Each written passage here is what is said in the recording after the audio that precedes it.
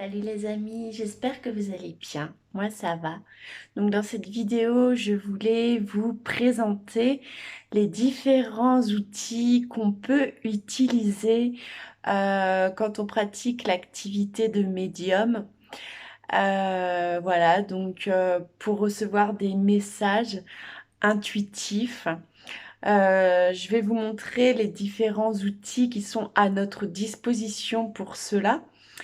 Un bon médium n'a pas besoin d'outils, reçoit directement les informations, mais les outils, ça peut être une aide, un support, hein, comme un cuisinier utilise un couteau, par exemple. C'est des moyens qu'on a à notre portée dans le monde de la matière pour, bah, pour rendre les choses plus concrètes et plus précises. Voilà. Donc, il y a tout ce qu'on appelle les oracles et les tarots, hein, qui sont des cartes. La différence, c'est que euh, les oracles, ça va être par exemple euh, des petits messages avec des dessins. Et là, c'est en fonction, c'est très psychologique, hein, c'est comme de la psychologie profonde, hein. Pour moi, la médiumnité n'est ni plus ni moins qu'une psychoscience. Et donc, d'après le dessin, on va, en fonction de chaque personne et des messages qu'on a à recevoir pour la personne, en fonction de la situation, etc., le dessin va nous inspirer quelque chose. Voilà, et puis on peut être 10 personnes à voir la carte et 10 personnes à voir quelque chose de différent et à recevoir un message différent. Ensuite, sur les oracles, il y a aussi souvent un petit message qui peut être une aide, bien évidemment, hein. Donc là, je vais vous montrer, par exemple, Post. Donc là, c'est en anglais. Donc on y voit une jeune fille, hein, qui, par exemple, se libère de quelque chose, d'un fardeau, d'un poids.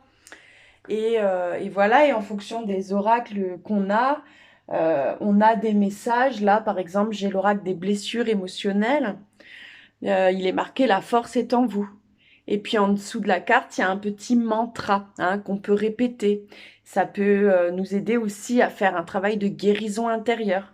Donc voilà, il y a différents oracles, messages de l'âme, des petits conseils. Donc là, c'est les blessures émotionnelles. Il y a des oracles sur les libérations énergétiques qu'on peut effectuer en nous, les peurs, le corps, les missions de vie, les vies antérieures, le psychisme. Il y a des oracles très psychologiques, hein. Voilà, il y a vraiment de tout, hein, c'est très varié. C'est un monde, un univers passionnant.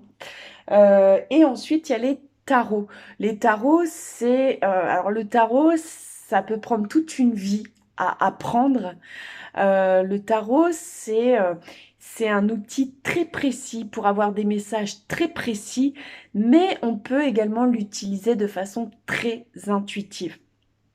Et ensuite, on peut se créer ses propres oracles, hein, comme moi j'ai fait, comme moi je fais de temps en temps, je me crée des oracles avec, par exemple, voilà, donc vous voyez, je fais ça de façon très manuelle, vous voyez. Et puis je mets des messages comme j'ai envie sur mes cartes, par exemple, des mots-clés, perte, euh, plaisir, euh, musique.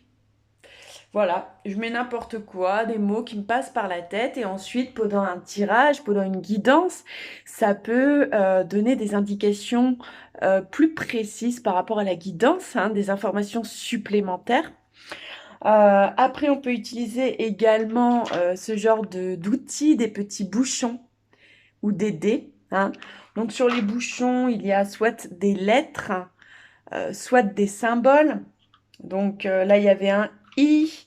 Voilà, ça peut vous évoquer différentes choses, un mot, un prénom, ou voilà. Et puis, il y a des symboles. Par exemple, sur celui-là, il y a un petit pouce. Donc, pouce vers le haut, pouce vers le moins. Voilà, ça peut être une indication supplémentaire hein, par rapport au message. Ensuite, on peut utiliser des petits breloques comme ceci. Donc les petits breloques, c'est des petits symboles comme ça. Là, j'ai tiré la P, le symbole par exemple de la paix. Donc je vais vous le montrer correctement. Peace and love, quoi, voilà. Ça peut être des messages supplémentaires par rapport à la guidance.